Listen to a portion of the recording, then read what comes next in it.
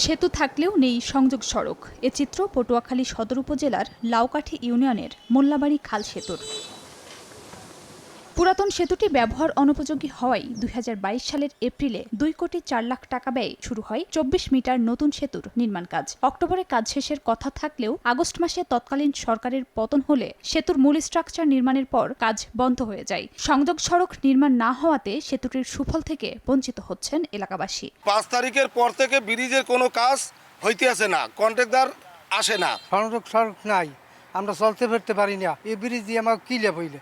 আগেই তো ভালো আল্লাহ। সবাই দুর্ভোগে আছি এখন বর্তমান আমাদের চলাফেরা করতে, এবং এই জায়গায় অনেক গাড়ি অ্যাক্সিডেন্ট হইতেছে। আমরা স্কুল কলেজে অনেক সময় বৃষ্টি হয়, গাড়ি দুলে পড়ে যায়, গাড়ি একটা আরেকটা বাড়ি খেয়ে পড়ে যায়। রাস্তা খুবই শর্ট। এই রাস্তার কাজ যাতে দ্রুত সম্পূর্ণ হয় জোর দাবি করতেছি। নতুন টেন্ডার দিয়ে বাকি কাজ শেষ করার আশ্বাস এলজিইডির। এটা লোকাল চেয়ারম্যান দ্বারা করে দেওয়ার কথা।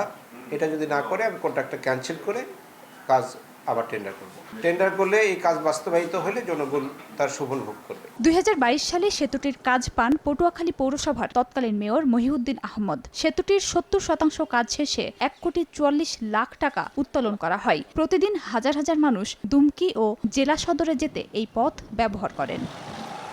সময় সংবাদ, পটুয়াখালী।